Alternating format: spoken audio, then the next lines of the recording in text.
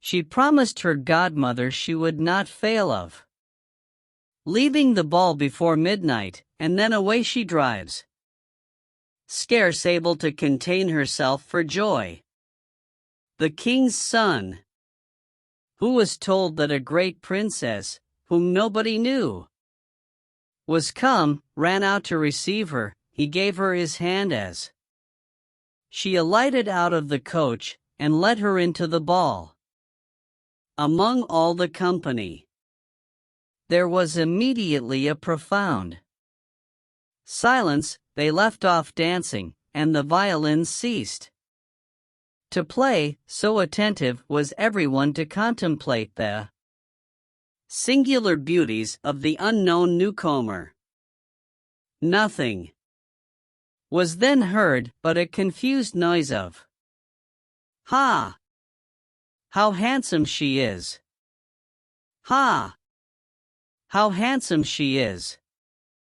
The king himself, old as he was, could not help watching her, and telling the queen softly that it was a long time since he had seen so beautiful and lovely a creature.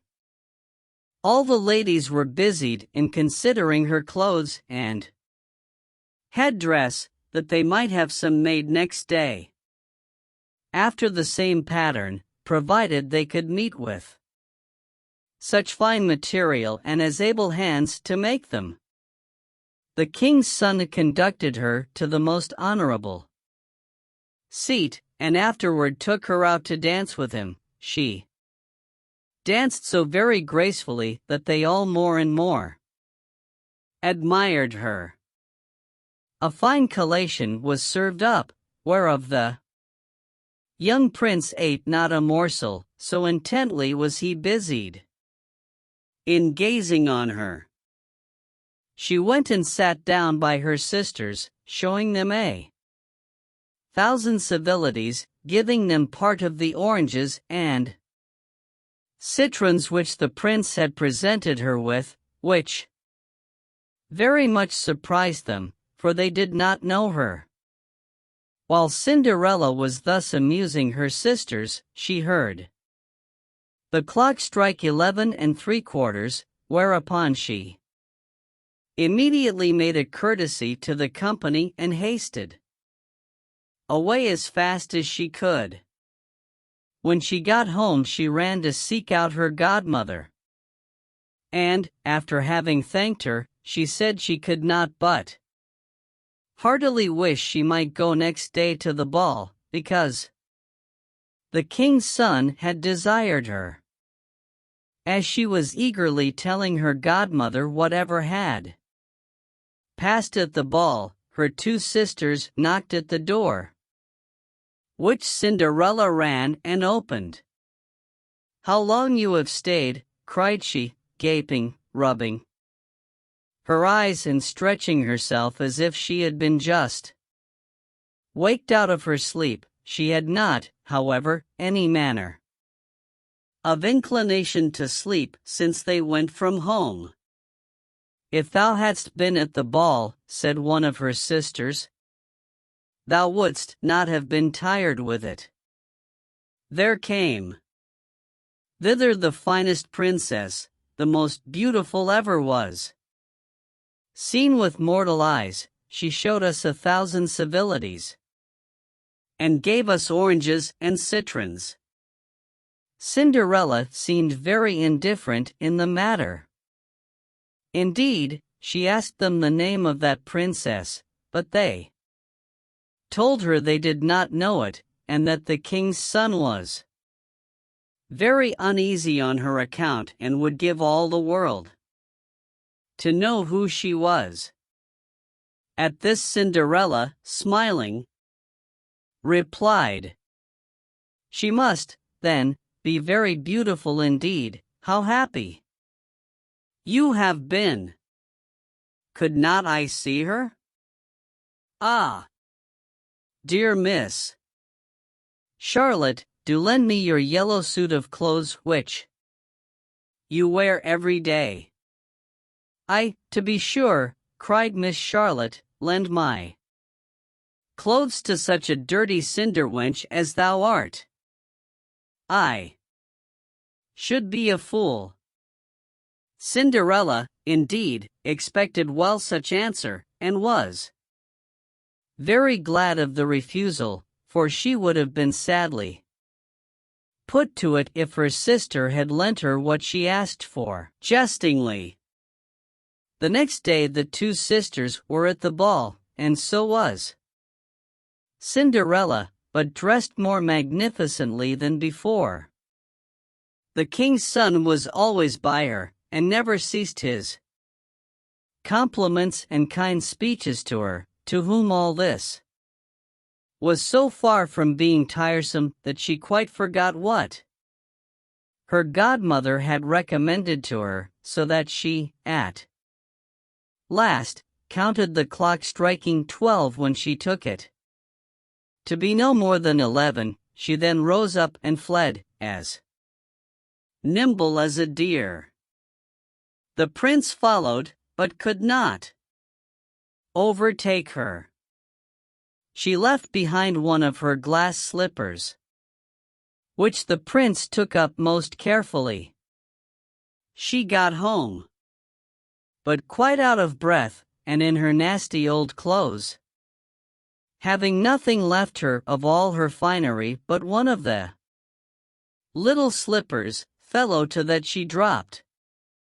The guards at the palace gate were asked if they had not seen a princess go out, who said they had seen nobody go out but a young girl, very meanly dressed, and who had more the air of a poor country wench than a gentlewoman.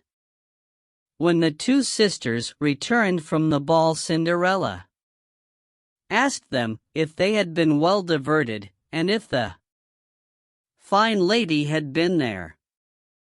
They told her, yes, but that she hurried away immediately when it struck 12, and with so much haste that she dropped one of her little glass slippers, the prettiest in the world, which the king's son had taken up, that he had done nothing but look at her all the time at the ball, and that most certainly he was very much in love with the beautiful person who owned the glass slipper.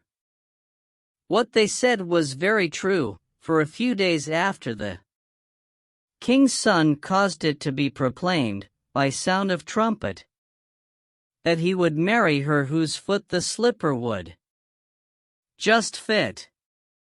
They whom he employed began to try it upon the princesses, then the duchesses and all the court, but in vain. It was brought to the two sisters, who did all they possibly could to thrust their foot into the slipper, but they could not effect it. Cinderella, who saw all this, and knew her slipper, said to them, laughing, "Let me see if it will not fit me." Her sisters burst out laughing, and began to banter her. The gentleman who was sent to try the slipper looked earnestly at Cinderella, and, finding her very handsome, said it was but just that she should try, and that he had orders to let everyone make trial. He obliged Cinderella to sit down, and, putting the slipper to her foot, he found it went on very easily, and fitted her as if it had been made of wax.